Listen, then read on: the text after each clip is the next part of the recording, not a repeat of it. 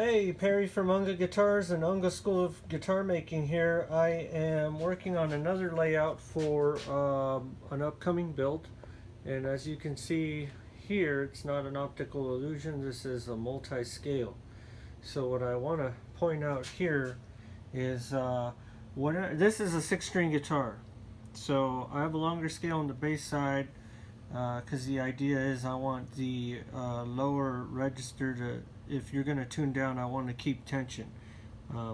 What I have here is how I lay out my bridge, and I make my bridges, but whether you make them or you're trying to figure out where to put your bridge, this is how I do it. So let's get into this.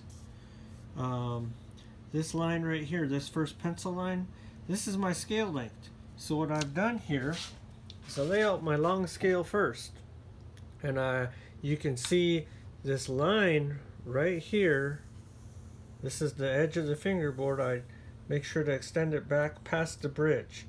This is going to let me lay out my pickups, know where my pole pieces are going to be because I make my pickups. And this also tells me how my bridge is going to be placed and how I'm going to lay it out. So this is my scale length, this pencil line here. This is my scale length. Sorry for the shaky camera. I got one hand on the camera and one hand on the paper. So your intonation line is drastically different than your scale length here. And I can see that I've actually made a mistake on here. So you have an intonation line, and then 1/8 of an inch back, actually 2/32 of an inch back, you have a string length line. So no, actually this is correct. So 2/32 back you have a string length line. Okay, so I didn't draw that line on here. I got past drawing that line, and for my guitars, I know that on my treble side my intonation mark is going to be at 2/32, and then on the bass side right here it's 2/32 plus 3/32 for the bass strings. So that means that it's 5/32. The intonation mark is going to be 5/32 back from the scale length line, so additional. These measurements are additional. Whether this was one scale or it's multi-scale, this is how you're going to get your intonation line. So for instance, if this was one scale length, all I would have to do is line up, and you can see how this bridge right here, those saddle points, they actually line up with that line.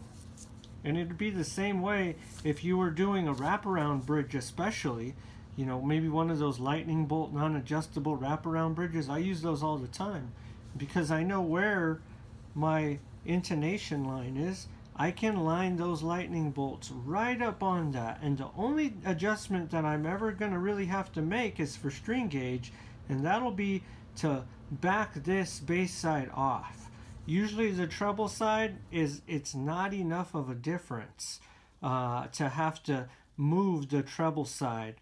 So like you can, if you know these measurements, remember it's 2/32 off of the scale length on the treble side and 5/32 off of the bass side, and you draw these lines out. Now you know where your scale lengths are, and you know where your intonation line is. You know how to line up your saddles. You will have success with every build. If you know that you're going to be using heavy gauge bass strings, or you've got a extended range instrument, you can always add a little more bass. The reason why we have a sort of lightning bolt on those non-adjustables, and you can see it here how the D string comes up further, is for our tuning. So if you know you're tuning in advance, what you can do is you can assume, if you're adding bass strings, that this line's going to continue. If you're doing anything different than like a bass tuning, then you might want to consider that. And if you have a repeat in this lightning bolt in your bass strings, then you may want to lay that out in your build, and that'll help you get your saddles into the proper place. But for now, even though this is a multi-scale instrument, 2/32. This is a 6-string guitar, 2/32 on the bass side and 5/32 on the treble side, and this is going to give you your appropriate intonation line. And if you have any questions about it, please contact me. You can comment in the video. You can email me, you can get on my website, and you can call me. This is a tried and true practice. I learned this when I attended Roberto event. I think this was one of the most important things. And when I lay out my basses, I'll go over the where you find the intonation on the basses as well. It's similar, but it's slightly different measurements. But this was the most important thing that I feel I learned while I was at Roberto event.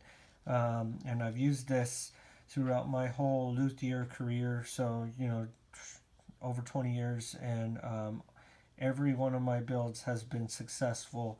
When I didn't know this, I had a really hard time with bridge location. So this little simple measurement, 2 simple measurements, 2/32, 5/32 on your guitars, this will help you locate your bridges.